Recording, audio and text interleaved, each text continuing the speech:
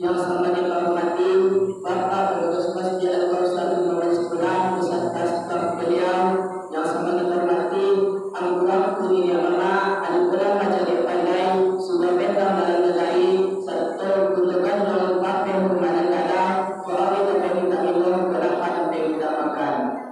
Dan yang sangat kita hormati Bapak-bapak, ibu-ibu, kaum muslimin, kaum muslimat yang hadir pada malam hari ini. Bila kami bertiga akan memberi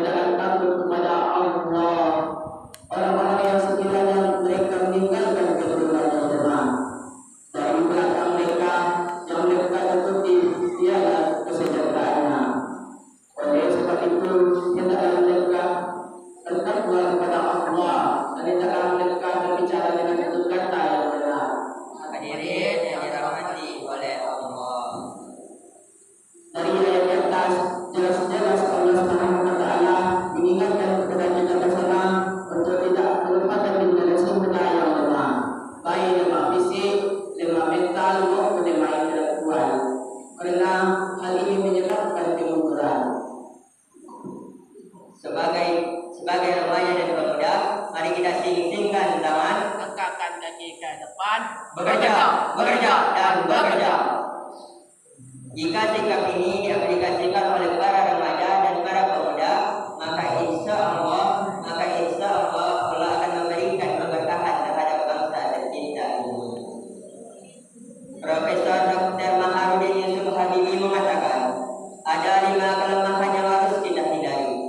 Lemah harta, lemah fisik, lemah ilmu, lemah semangat hidup, dan bahkan yang sangat ditakutkan, lemah akhlak. Setelah beberapa dulu kami akan mencontohkan 5 akhlak dalam beragama. Yang tersirat.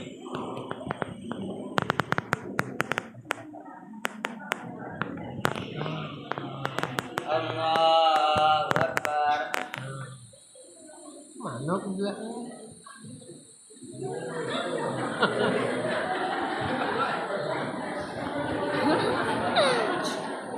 Nggak sama. Allahu Akbar.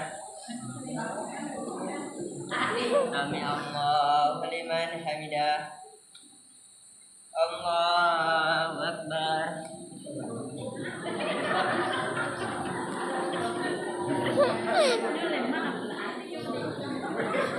Allahu Akbar.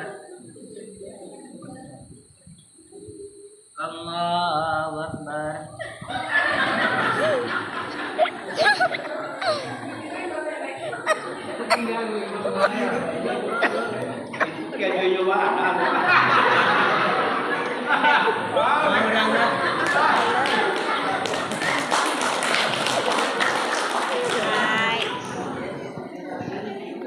Itulah contoh dalam kehidupan kita bersama.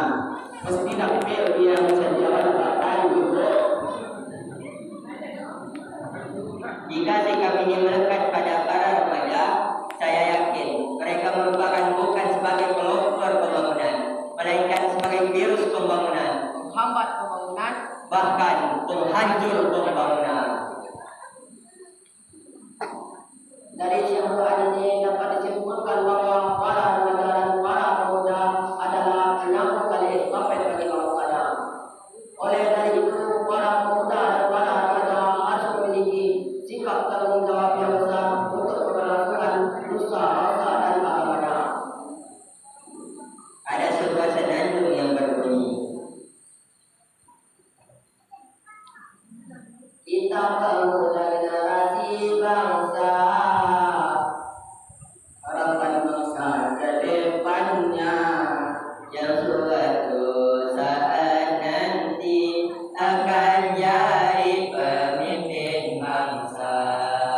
Ayo kawan kita semua, bersihkan hati dan juga jiwa, kualitaskan diri kita demi bangsa dan negara. Ada 7 hikmah generasi muda sebagai perubahan peradaban. Yang pertama, membuat umat Islam